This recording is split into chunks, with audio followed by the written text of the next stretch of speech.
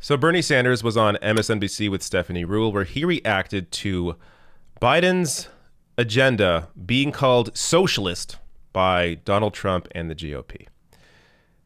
Now, obviously, before we even get to the clip, Joe Biden is not a socialist. It's crazy to even think that. It's crazy to think he's being controlled by socialists. But let me play this clip and then I'll discuss this.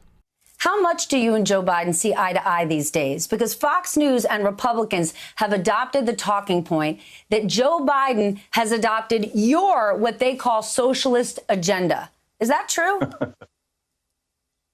Oh, that it were, but it's not. No, look, Joe and I agree on several areas and we disagree on other areas. But let me be very clear. Joe's agenda, it is not my agenda. If you like my agenda, it's not Joe's. If you don't like my agenda, it's not Joe's. But his agenda, his economic agenda, will improve life very significantly for working families all over this country. For example, Trump has talked about lowering the cost of prescription drugs, right? Talk and talk and talk, and yet we continue to pay 10 times more for the same exact prescription drugs that are sold in Canada 50 miles away from where I am talking to you. Joe Biden has a very specific plan to make certain that we in this country do not continue to pay by far the highest prices in the world for prescription drugs. Joe and I agree on that. We agree that you got to raise that minimum wage to a living wage of $15 an hour. Joe's health care proposal is not mine. I believe from the bottom of my heart the current system is dysfunctional. It's cruel. We cannot continue a system designed to make billions for the drug companies and the insurance companies. My view, not Joe's. But Joe's view, among many other things, believes that we should lower the eligibility age for Medicare from 65 to 60. Millions of people will now be eligible for Medicare. That we expand Medicare benefits to cover dental, to cover hearing aids, to cover eyeglasses. It's a huge step forward for a lot of people, double the number of community health centers in America. So people have access to primary health care. So Stephanie, no, obviously the Republican Party lies all of the time. Joe and I agree on some issues. We disagree on other issues. But his proposals will finally begin to address some of the real crises facing working families. Okay, so I'm going to get into a couple of the policy things that Bernie Sanders brought up here. But first, ultimately, I think the best argument is what Cornel West talked about. Cornel West, who, by the way, headlined the People's Party convention. I am for a People's Party. I think it's important to push for all these various avenues, whether it's primarying out Democratic leadership, as we've seen so far with Joe Crowley, Elliot Engel, Lacey Clay, all being primaried out by Justice Democrats, whether it's unionizing your workplace, building up movements like the DSA, Black Lives Matter, running in local races and state races. On top of all that, I think it's important to understand here what Cornel West brought up in that People's Party convention. An anti-fascist vote for Biden is in no way an affirmation of neoliberal politics. In this sense, I agree with my brothers and sisters like Noam Chomsky, Angela Davis, Paul Street, and Bob Abakin. So what he is saying here, I think, is obvious. You don't a vote for Biden doesn't mean you're endorsing him. It means you simply are voting against Trump. You're getting out the neo-fascist. You're recognizing the importance of ending this era, of cutting off this tumor to be able to build for the future. So one of the key differences between Obama in 2008 and Joe Biden now is that Obama ran as a progressive. Obama was a talented politician. Obama gave grandiose speeches that put a lot of people to sleep and made people think that he was working in their best interests. When in reality, he was very much just your standard neoliberal Democrat. Joe Biden, there's no illusions. You know exactly who he is. We've seen his record. There's already a built-in movement against Joe Biden from the left, meaning that from the start, we can begin to continue building this left movement, continue putting pressure on Democrats, both in the Senate, in the House, and the administration.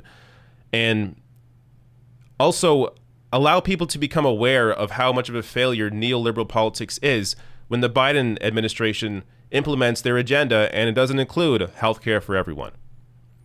It doesn't include a universal basic income. It doesn't include any real structural change. When people see that their lives don't improve all that much, yes, he will stop the bleeding. Yes, there will be an end to a lot of the cultural negativity that Donald Trump has enabled. There's been a massive rise in hate crimes under Donald Trump over the past 4 years, a massive rise in right-wing terrorism. Biden will be able to address that aspect of it. But in terms of the underlying issues, he won't be able to. And it'll allow us to really put forward our vision for what is possible. And this time also, it isn't just coming from activists or people, on the internet, but also people in Congress. AOC, Ilhan Omar, Rashida Tlaib, Jamal Bowman, Cori Bush. So there's going to be a different agenda put forward, not even just outside the White House, but also from within the walls of Washington.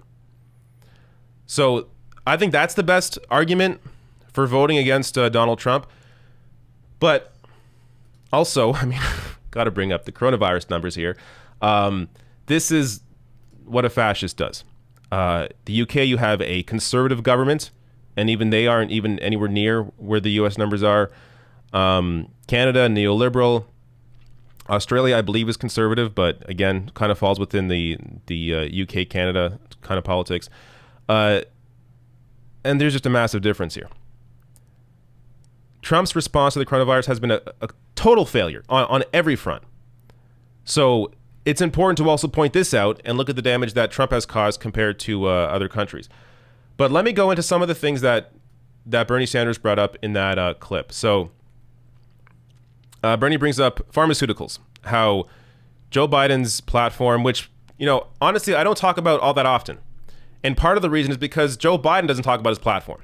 So he's not really running on it. And that's, I think, an issue. Even though his platform is, of course, not the Bernie platform, and it doesn't offer all that much, there are obvious differences between him and Trump at the very least. And it also allows us to begin the conversation closer to our position. So this is the same thing I talk about when I talk about negotiating when it comes to politics. You should always go further left than you actually want. That way, if you have to compromise at all, you compromise to your own position. So the same thing applies when it comes to the right. Ain't no compromising with a fascist. You can't compromise with a fascist. Not happening. But with Joe Biden's positions are closer to our position, meaning that we can end in a place closer to our position than you can ever with Donald Trump. But getting into some of those details. So Bernie brings up pharmaceuticals. Here from Vox, a crackdown of pharmaceutical pricing and surprise billing. This is from the Biden platform. Surprise medical bills that leave consumers stuck with potentially tens of thousands of dollars in ER bills they had no ability to avoid have attracted increasing political attention in the past couple of years, thanks in part to reporting from Vox. I don't really care. But Biden proposed to tackle this with a new rule that would bar providers from charging out-of-network rates in situations like emergency surgery when a patient has no choice over which provider she sees. Biden also promises to engage in more vigorous enforcement of existing antitrust legislation in order to block provider concentration to bring prices down.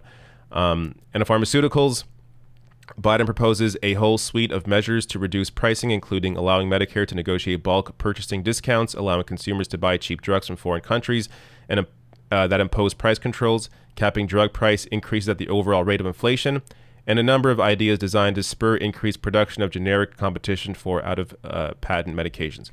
So there's at least something here.